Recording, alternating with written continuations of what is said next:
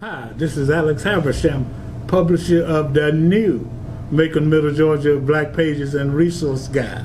The 2019-2020 edition is available in print and online. So you don't want to miss the opportunity to view this book. You can see it online at www.maconblackpages.com. And if you want a hard copy, call us at the office, 478-464-0074. The new Black Pages featuring young entrepreneurs and professionals. Get www.makingblackpages.com.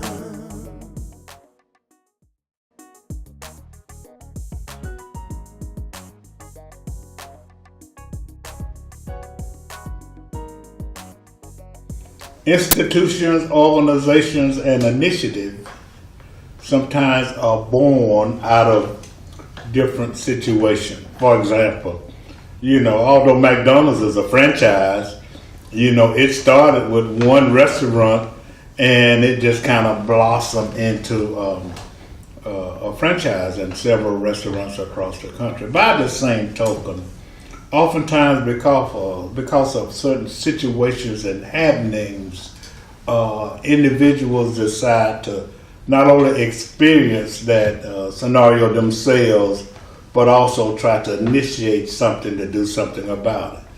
Therein comes Joshua's wish, which came as a result of a particular happening to a young person, and it has blossomed into a very viable and meaningful organization. And the person that's very, very directed and involved with Joshua's wish as it relates to its creation is Miss Labrina Solomon, and she'll talk a little bit about that in a minute. But also, in order for these institutions and initiatives to be meaningful and effective, then it's got to have community support. So Joshua's Wish is a formal organization, a nonprofit, and we have with Miss Labrina Solomon, Dr. Nicole Jackson, who is the chairwoman of the board for Joshua's Wish. How y'all doing? We're doing great. Doing amazing. Yeah, outstanding. This is a call to action. A call to action. I'm your host, Alex Habersham, and we have with us today, as I said, Miss Labrina Solomon with Joshua's Wish, and was very, very instrumental in the founding of that organization, and Dr. Nicole Jackson, who's the chairperson of the board, who has done a phenomenal job of supporting that organization. So talk about the beginning. Well, my son Joshua was diagnosed with a brain tumor. Labor Day weekend 2008, our family went on a day trip to tour the Civil Rights Museum in Birmingham, Alabama. And on that trip, Joshua became ill. And we took him to the nearest hospital in Anniston, Alabama. Mm-hmm. And from there, he was taken by ambulance to Birmingham Children's Hospital, where it was found that he had a brain tumor. He had fluid built up on his brain, and up underneath that fluid was the brain tumor. And we learned that weekend that it was inoperable, and that children diagnosed with that type of brain tumor typically pass away within a year of diagnosis. And he stayed at Birmingham Children's Hospital for 5 days. Our day trip turned into a week-long trip. And from there, we heard the words that no parent wants to hear, that your child has cancer, and even worse, that there's not a known cure. Wow. Now, were there any signs prior to the trip? Well, as I look back on it, there wasn't really a lot of signs, but he would complain about his stomach bothering him in the morning time. And, he would complain, then, it would go away. And on this trip, his stomach bothered him. He began to vomit, and his neck was bothering him. So since his neck was bothering him, we decided to take him to the nearest Hospital, and that's when they did a CT scan, and they said they saw something on the CT scan, and they were taking him to Birmingham Children's Hospital by way of ambulance. Okay, now, so talk about the reaction after Joshua had gone through that scenario and how it affected you and why you decided to do something about it. Well, Joshua, he after Birmingham Children's Hospital, he went to St. Jude's Children's Research Hospital, Okay. where he had 6 weeks of high dose radiation and chemotherapy. And after his initial scans, I mean, tumor was virtually gone. We thought we had our miracle. We thought we did. And several months later, it came back like a thief in the night. And I mean, we were thrown into this. We didn't know children had cancer. And so after Joshua passed away, we thought we would help raise awareness, because a lot of people are unaware. Right. And then the lack of research funding, not only for childhood cancer, but for pediatric brain tumors in general, because the mortality rate for pediatric brain tumors is very, very high. Some advances have been made. Childhood cancer like leukemia, the survival rates have been, are higher, but not for pediatric brain tumors. So we decided to find purpose through the pain and start Joshua's Wish to raise money for pediatric brain tumors and to so that no other family will have to go through what we've had to go through. Well, I want to thank you. I want to congratulate you. I want to support you and encourage you. I think it's a very, very noble gesture that although you were personally affected by it, that you cared enough to initiate a program, a project, an initiative wherein you can at least approach at least everybody, approach making progress toward some kind of research to address it in a different manner. I read up on it, and I understand that it's a very, very aggressive type of tumor. Mm-hmm. So I just want to publicly congratulate you. Thank you. And it's cruel in the way that it takes these children's lives. Right. So now, talk a little bit, Dr. Jackson, about, I know you got an event coming up, but about the general purpose of the fundraising and what motivates that and some of the things that Joshua Wish is doing. Absolutely. I will tell you my personal drive to support this organization. To hear Labrina tell that story, every time she tells it tears at my heartstrings. I was one of those people who was unaware of this cancer, this tumor in kids. And so she has totally enlightened me.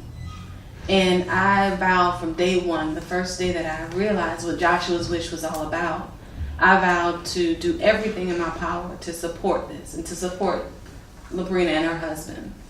Because I cannot imagine, as the mother of 3, to have a perfectly healthy people pray for their children to be born healthy. Yes. And so you get that, and then how old was he when he first was when diagnosed? he was diagnosed, he was 4. At 4 years old, you figure, okay, he made it past, all the birth defects and and then that comes up. Yes, I cannot imagine. Yes. So my drive and my passion for working with Labrina and Trent is because my heart goes out to them and all of the families who have to suffer with this deadly disease. Right. So what we have coming up, we have 3 fundraisers throughout the year. One of them is Joshua's Birthday Bash, which is a commemoration of Joshua Solomon's birthday. Another one is the Run/Walk, which we have in September every year. That's another one of our fundraisers. And our newest fundraiser, we're about to celebrate or enjoy the 2nd annual Joshua's Wish Evening of Jazz. Last year it was held at Tatnall Square Center for the Arts, which is the same location for this year.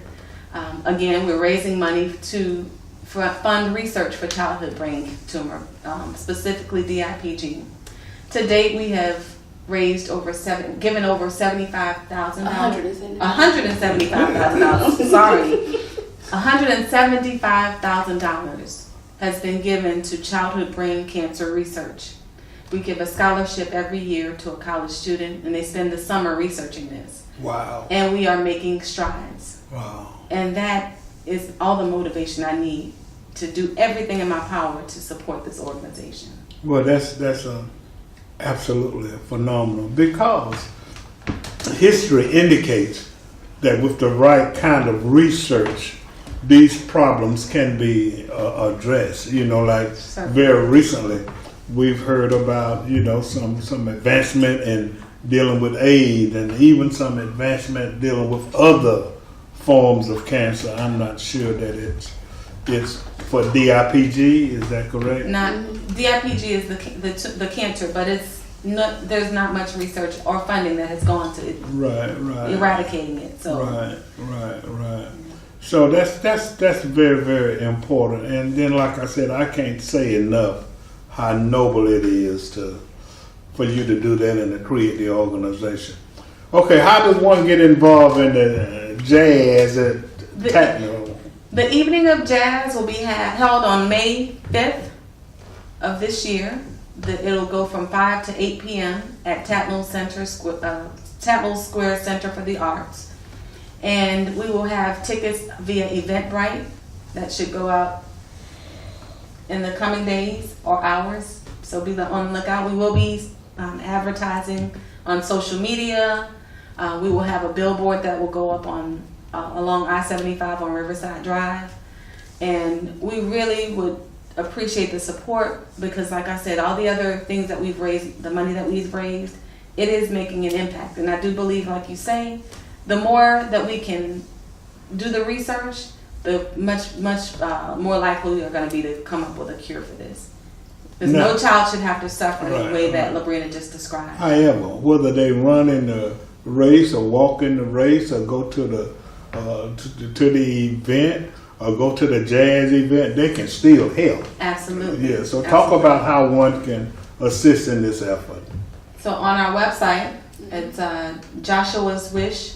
Let me say something about your website. Sure. There are pictures of your donating checks, on the website. So, like they said, the proof is in the pudding. Definitely. So, I was just very impressed to see how on several occasions you've donated checks to, what's that organization? St. Jude.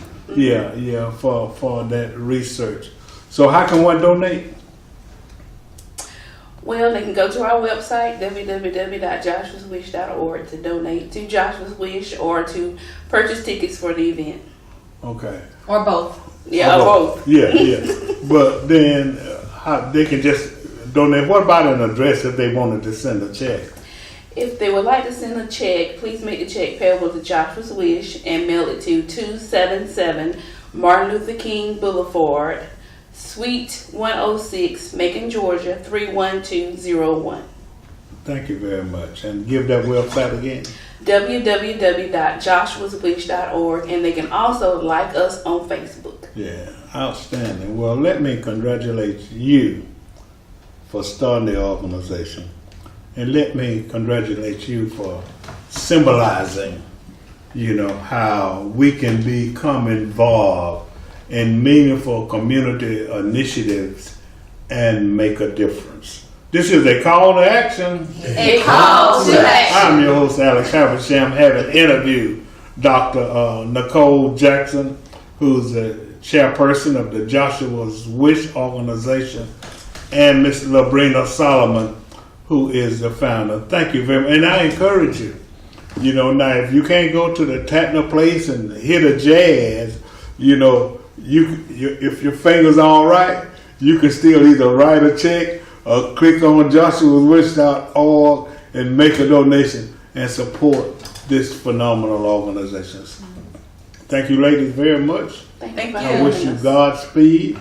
And although I don't like it because you're moving home, you know, Dr. Jackson is moving home, but I want to say thank you for your involvement.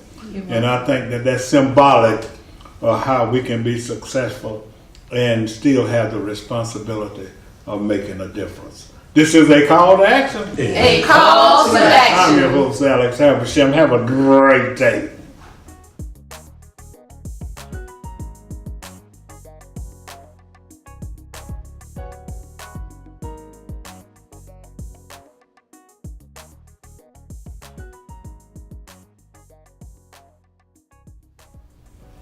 There is an expression that says we are all in this together. And I think that the more that that's realized, then that will generate a better world for all of us. What it implies is that oftentimes we find ourselves in different situations or different circumstances and different things happening in the community. Well, if we're all in it together, then that means that some of us can take the initiative to address certain elements of what's going on in the community. Well, guess what? There's an organization at Beulahland, called Hope, who has taken on the mission of dealing with a problem in the community and initiative in an effort to do their part in addressing our being together, and they are addressing a certain element of our community. And guess what? We've got with us today Miss Cynthia Cotton, Yes. who's the person that's responsible for the outreach from Beulahland and the outreach for Hope. And how you doing? I'm doing great. Thank you, Mr. Habersham. Yeah, you're very welcome. Tell us a little bit about yourself first. Well, I grew up in Macon. I am the daughter of the late brother Tommy Cotton, one of the Cotton brothers, and sister Bernice Cotton. Went to Central High School, joined the military, traveled the world, got married, been married, and have 2 wonderful boys. Getting ready to get engaged. I'm engaged right now, getting ready to get married again, and just excited about this ministry and everything. And I just want the community to be aware that there is hope here. Okay. Yes. Now, what specifically does the ministry address? We address women, men, and children. Anybody that's going through domestic violence, it could be through physical, mentally, it can be economically, spiritually. A lot of people feel that it's just domestic violence is just putting your hands on someone. You can go through it in so many ways. And so what we do is we pretty much, I have an advisory team there at Beulahland. I have a professional licensed counselor. So if you come to us, we're not here to answer the questions for you, but we're going to send you to the right resources. We're going to also let you talk to our counselor if you want to. Everything is confidential. Everyone, including my volunteers, have to sign a confidentiality agreement. I want the victims to come and know that they're in a safe place. I call it my safety zone. Right. So that everything that comes in does not go out. Right. And I want the community to also be aware that we do exist. HOPE stands for helping other people endure. And the reason why I started this is because I too am a victim. I was molested as a child. I was, harassed in the military, sexually and physically. That's when the molestation came out because I blocked it as a child. And then I was going through all the different relationships, abused, mentally, physically, the whole works. So this is a passion for me. This is nothing I take lightly. This is my purpose that God put inside of me. So when I speak about this is a passion for me. Right. So yes, Right. this is a passion. Now, who would be the individuals who can benefit, who have benefited, who can benefit from this ministry? Anyone. When I say, a lot of people think that it's just females that be abused. We welcome the men also. Coming to our organization as a man does not make you weak. It's coming because you need help also. Women, we abuse men with our tongues. And if you're not working, we call you worthless. We put you down. Our tongue is very powerful, Right. and we know how to use it. Right. Women, I want you to come because, and a lot of women don't come because of fear, or because they love that man, or because the man makes so many promises. That word love is so strong, but love ain't supposed to hurt.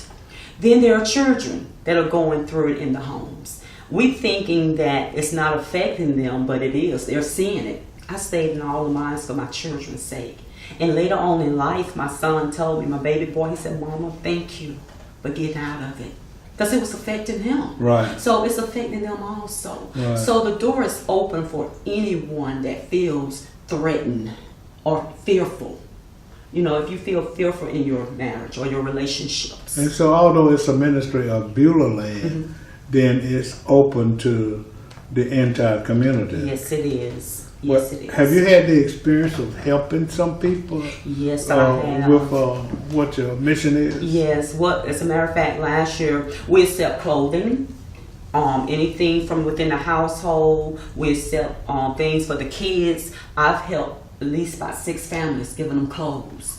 Last year we had the Hats and Pearls event. The money that we raised with it, I was able to put someone up in a hotel. It was like an immediate emergency way of getting, because they needed a way out until they was able to get to the safe house the next day. Right. So we raised money for that, and everything that we contribute or bring in goes back to the victims. We have another Hats and Pearls events for this month, as a matter of fact, and it's free admission. So you come out, you enjoy, you get. When is it? It's April the 27th. And it's going to be at Beulahland EDS building from 5 to 9. From 5 to 7. Now, what will you do at this Hats and Pearls event? You're going to come in, you're going to strut, you're going to look your best. You'll get to speak to hear some women that have actually gone through this. We have some very powerful speakers this year. We're going to have some creative dancing, and it's just going to be nice. We're going to fellowship. Is it for men and women? Yes.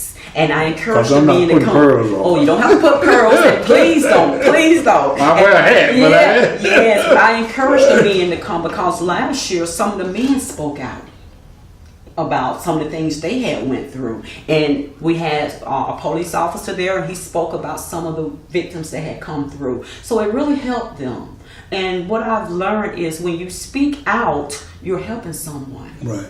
So that's why I encourage people to speak out about their experiences, because there's someone sitting right next to you that don't went through it. You Right. never would have guessed I went through it. Right. That's right. I don't look like what I've You been should, through. and I was surprised when you said it. To be That's honest with it. you. I am a living testimony. Right. You know, but God, He knows who can handle things. He don't put no more on you than you can bear. And now I know what that means.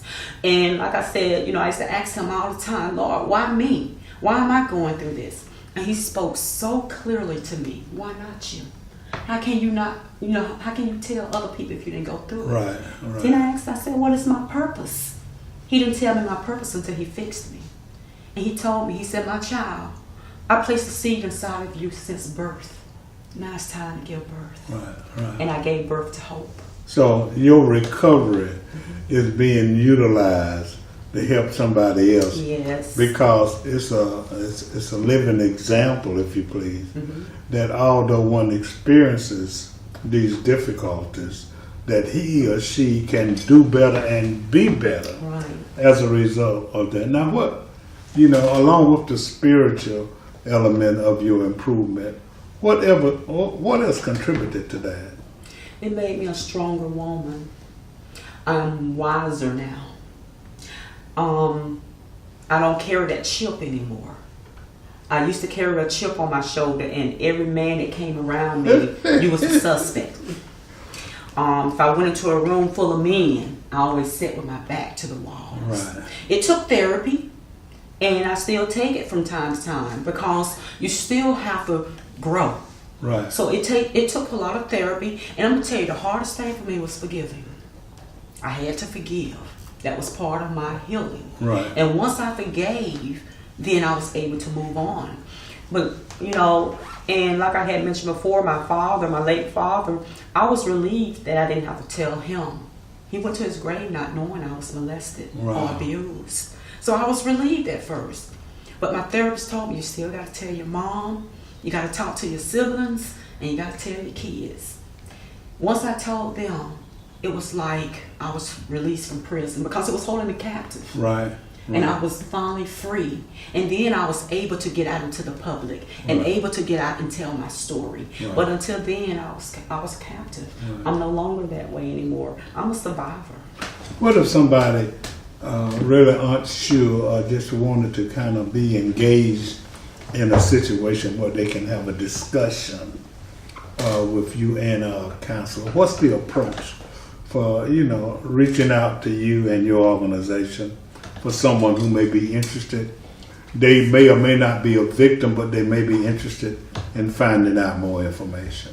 All they have to do is call Beulahland's. So anybody can do it? Anybody. Okay. Anybody. Okay. As a matter of fact, I was on another TV station last week and I've already gotten calls to the Good. church. Good. So anyone, we've turned no one away. No one. Right. We have that passion, we have that love, and I was very selective when I chose my advisory team. They had to have that same passion. Right. And I have people in the medical field, I have people in the education field, the housing authorities, everyone that's pretty much has connections Right. some kind of way. Right. So if they want to contact me, all they have to do is contact Beulahland Bible Church, and they just let them know that they need to speak with me. I will contact them, get together with my advisory team, and we will meet with them and talk with them and see if they are a victim. So do you know that number right off what they are? Yes, the Beulahland Bible Church number is 478-784-1555. Or you can call me directly at 478-718-3551. Okay, and that's Miss Cynthia. Is it Cynthia E? It's Cynthia E. Cotton. Okay. Yes. Don't ask my middle name. I was just thinking that. That's Miss Cynthia E. Cotton, Yes. who's with Hope at Beulahland Baptist Church, Bible Church. Bible Church. And give me that number one more time. 478-784-1551. I'm sorry. 784-1555. This is a call to action. A call to action. I'm your host, Alex Habersham, having interviewed Miss Cynthia E. Cotton of the Hope Ministry at Beulahland. And if you want to learn more information about it, or if you feel like you're a victim, give her a call. Thanks for coming, Thanks for having me. and have a great day. Thank you. This is Alex Habersham, publisher of the new Macon, Middle Georgia Black Pages and Resource Guide. The 2019-2020 edition is available in print and online. So you don't want to miss the opportunity to view this book. You can see it online at www.maconblackpages.com. And if you want a hard copy, call us at the office, 478-464-0074. The new Black Pages featuring young entrepreneurs and professionals. Get it. www.makingblackpages.com